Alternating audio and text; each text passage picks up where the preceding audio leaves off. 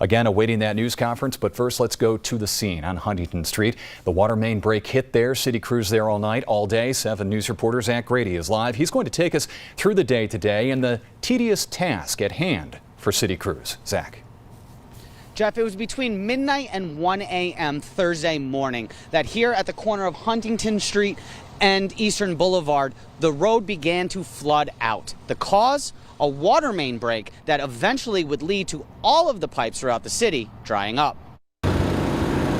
Probably started off with low pressure and then no water at all. The people at higher elevations were probably affected first, but by now I suspect that everybody is getting to the point where they don't have any water. City crews spent Thursday digging in and digging out this hole on Huntington Street. By midday, crews could still not find the exact problem. It may be a while. Once they find out where the break is, I don't expect it'll take long as we can get the parts. What took so much time? Sorting through the other infrastructure that is underneath this city street. And you couldn't go dig into the ground until you had National Grid come in and identify where gas line. There's major power lines underground here, so those had to be identified before you could even start digging or getting into the hole. Even after the fix is made, Mayor Smith does not expect the water to come back on right away. This emergency has drained all of the city's pipes that will take hours to fill back up. The system also needs to be repressurized, which could cause additional problems. Once you immediately pressurize that system, again, there are pipes that are 50, 60, 70 years old. We have to anticipate we're going to have more water breaks and main breaks. So, Jeff, as you has mentioned and as the mayor, Jeff Smith, has mentioned, even after crews do fix all the repairs here behind me, it will be a couple of days as the pipes refill and repressurize before people will be able to use that water for drinking and for cooking. One thing of note as we are here behind me, it does appear as if the cracked pipe, the problem that occurred this morning, has been recovered by crews and is now out of the hole. We head back to you in the studio. Thank you, Jeff. Zach Grady live tonight, and that news conference with the Lieutenant Governor starting up. We're going to take it live right now. Here's the Lieutenant Governor. Establish sites to make sure folks can access water.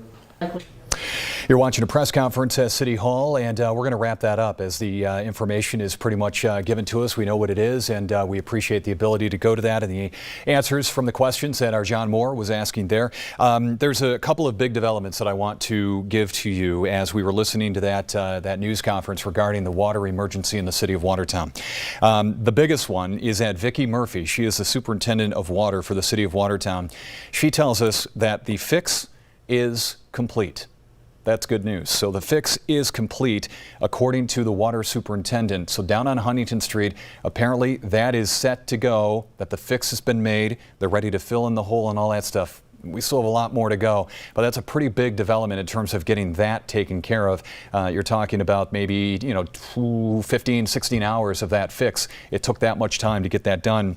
But with the superintendent of water telling us that the fix has been made and that the plant should get back going. You just heard in that press conference that it might take a half hour, 60 minutes for the plant to get back up and going. And then there's so much more that has to happen after that. The officials there in the news conference saying that we expect to be without water in the City of Watertown and other users throughout the day tomorrow, maybe into Saturday.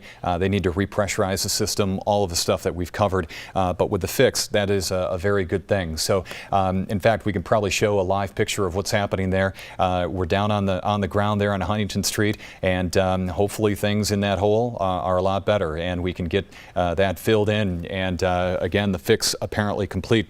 The water place was the place to be for some, filling up on spring water. The business is owned by Ron London and is at the city's limits on the east side. London says Thursday was the busiest day of business for him in 23 years. A bit slower today. That's after city water distribution points were set up. We've had busy days, but yesterday it was out of control, actually. People still got to get their weekly water. They fill up, 5, 10, 15 jugs, whatever they got, and for their weekly use. And here, people need to bring in their own containers, and for 25 cents, the tap will flow for 5 minutes. Meanwhile, water continues to be handed out at 3 city locations with the help of Fort Drum soldiers. The Army brought in water tankers, are also called hippos. Military leaders grateful to offer up the support.